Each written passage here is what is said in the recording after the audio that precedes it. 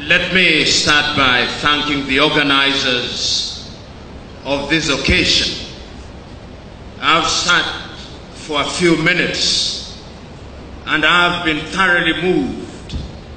I've used the occasion to send a number of messages to my colleagues in Kenya that a powerful thing is going on in Uganda, and that in the fullness of time, we Kenyans and I hope East Africans must embrace what is happening in Uganda.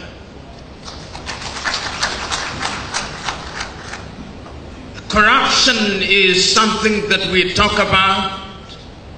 It is something that we complain about. It is something whose negative impact we recognize. It is something that even the corrupt acknowledge is a bad thing. But the irony and the tragedy at once is that those who engage in corruption love it. The tragedy at once is that those of us who do not engage in it directly accommodate it. Our levels of tolerance for corruption in Africa is amazing. A long time ago, a great Greek philosopher said that it is in the nature of man to hang the small thieves and to elect the great ones into public office. We do that in Uganda, we do that in Kenya, we do that in Tanzania, we do that in Africa. And that is why Africa remains the poorest continent on earth. I was this morning rereading a book which I commend to you, a book written by a young Zambian economist called Dambisa Moyo, the book called Dead Aid. And in the introduction in that book, there is a note which was found in the bodies of two young Guineans who died while trying to run away from Africa. Today, many young Africans are running away. Not so long ago, about 4 weeks to be exact, 300 young Africans drowned in the Mediterranean Sea in Lampedusa because they were running away from Africa. Not so long ago, about 3 weeks to be exact, another group of young Africans drowned next to the island of Malta because they were running away from Africa. When you look at Africa today, whether you are looking at Uganda, Kenya, Tanzania, Nigeria, or indeed any country in Africa, our richest men and women are the men and women who occupy public office. We live in a continent where we celebrate thieves and vilify good men and women. That is the tragedy of Africa. While every other continent in the recent past has moved in the right direction, Africa still remains, in the words of Tony Blair, as the scar in the conscience of humanity. We live in a continent today where, as the young man has said, our young women, upon attaining puberty, cannot afford sanitary pads. But our public servants have iPads which they do not know how to use. We live in a continent today where our leaders who preside over our health sectors have no faith in the health sector. When they are sick and their families are sick, they run away to seek treatment in Germany, in France, in the United Kingdom, in South Africa and India. Even our health ministers don't have faith in our health departments. We live in a country and countries today where the political leadership have no faith in the education sector. They bring unto us what they call free primary education or universal primary education, but they can never dare take their children to those schools.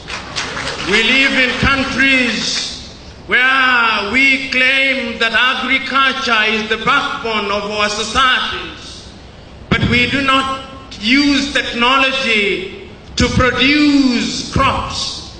Africans are dying younger than they were dying 50 years ago. We live in a country where Africans will energetically seek to amend the Statute of Rome while there is war in Mali, while there is war in Mauritania, while there is no peace in Somalia, while there is no rest in Eritrea. Africa is a tragic continent. And I want to submit to you that corruption is the source of all these. For some reason, a reason that I do not understand, Africans still engage in primitive accumulation. Many Africans, particularly those in public service, will never rest until they have homes in different capitals in the world which they'll never live in. They have cars which they'll never drive. They have beds of gold which they never sleep on because they have no sleep anyway.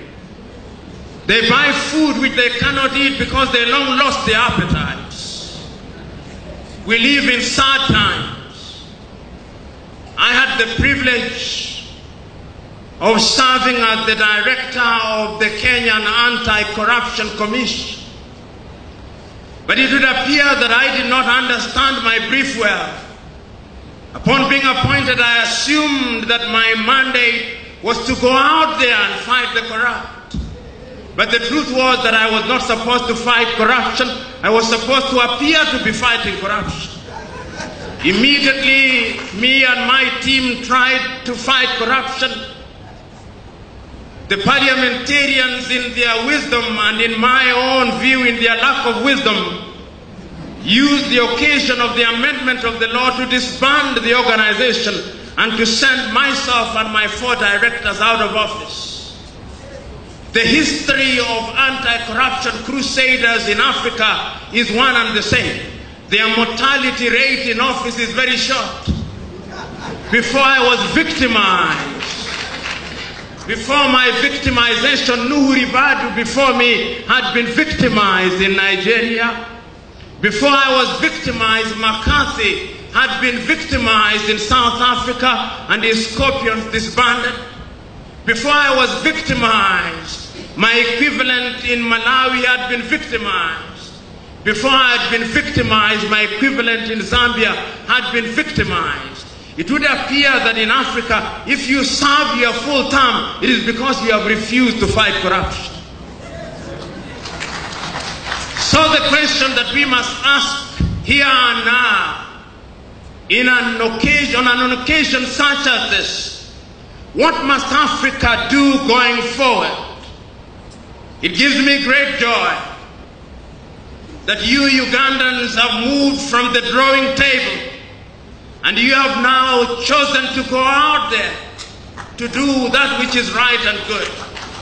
You have chosen today, through the commencement of the caravan, to move from the comfort of hotels in Kampala to go into Karamoja land, to go into Gulu, to go into Teso, to go into Hoima, to go into Kasese, to go into Mtukula, to go into all the corners of Uganda, so that the conscience of Ugandans can be reawakened, so that they may realize that corruption is a cancer that must not be allowed to grow.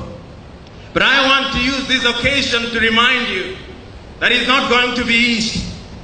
The children of darkness, who are the perpetrators of corruption, have one advantage over the children of light. They are well organized. They are prepared to kill.